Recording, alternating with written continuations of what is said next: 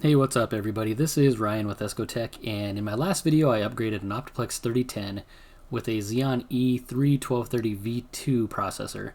And after upgrading this system, I was curious to see how it would perform against the standard i7-3770 that you would typically go with when you did this kind of upgrade. So if you're interested in seeing how these two CPUs compare against each other, stay tuned for my results.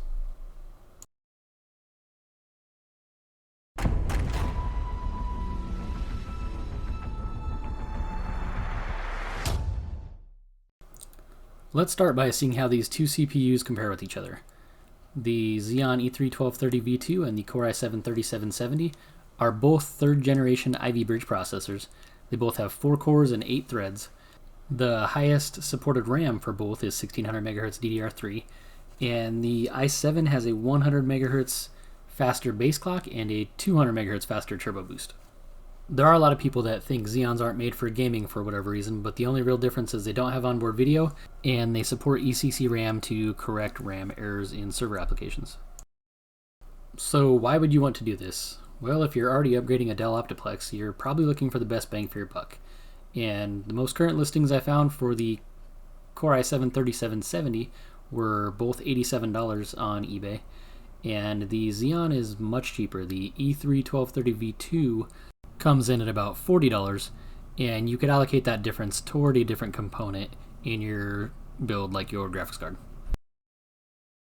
I do want to point out that there is a Xeon that is a closer match for the i7-3770, and that's the Xeon E3-1270V2, but as of when I made this video, they were running close enough in price to the i7-3770 that there really wasn't much to gain, but the clock speeds are the same, and it is almost identical to the 3770. If you can get one for a good deal, it would definitely be worth considering. Now on to my testing methodology. I'm expecting these results to be pretty close. I've chosen 5 benchmarks: Cinebench R20, All Benchmark Catzilla, Shadow of the Tomb Raider, Unigine Valley, and 3D Mark Time Spy. I'm going to run all 5 benchmarks, reboot, and then run them all again, and I'm going to do that for a total of 3 runs and take the average of all 3 runs to compare the two processors. One last note before I get to the results. My system specs are a Dell Optiplex 3010 with 16 gigs of RAM, 2x8 gig sticks in dual channel, a 250 gig Samsung 850 EVO, and a Zotac GTX 970 4GB graphics card. I already had the Xeon in this system for when I filmed my old video, so I'm going to go ahead and swap the CPU to the i7 and finish the tests.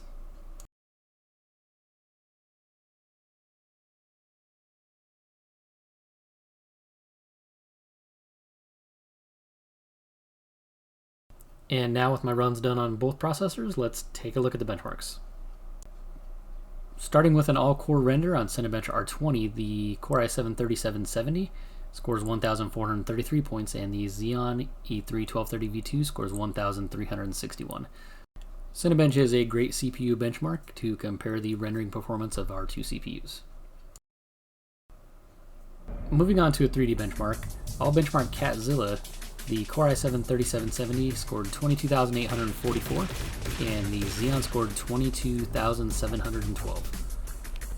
So our first test with any major 3D rendering shows a pretty close score between the two CPUs.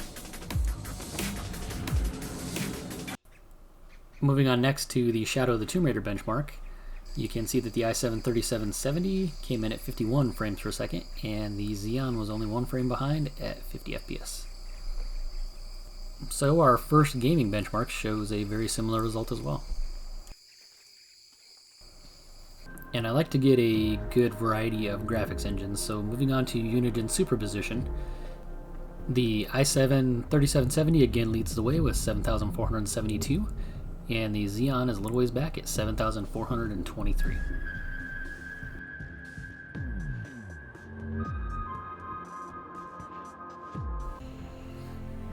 And finally moving on to 3D Mark's Time Spy. Our Core i7 scores 3,505 and the Xeon is 3,460. So I'm happy to see consistent results and basically about what I expected to see between these two CPUs. So our results definitely show that the Core i7-3770 is a faster processor, which was completely expected. We knew that it had a little faster turbo boost speed and a little faster base clock, so these results were completely as expected, but is the difference of between 1.2 and 6.6% faster enough to justify the cost of the Core i7-3770? As I showed, it was twice as expensive as a Xeon currently. So right now I would say no, it is not worth it. You can spend that $40 and that might actually bump you up another tier in graphics cards. And that money is going to buy better performance if you put it toward your GPU. As long as you keep it reasonable and don't go anything too crazy and get a serious processor bottleneck, I can definitely recommend a Xeon processor when upgrading a Dell Optiplex. Alright everyone, that's going to do it for this video. If you have any questions or comments, please leave them below. I try to respond to as many as I can, and it's always fun to interact with people that have watched my videos. So thanks for watching, and feel free to subscribe if you'd like to see more content like this.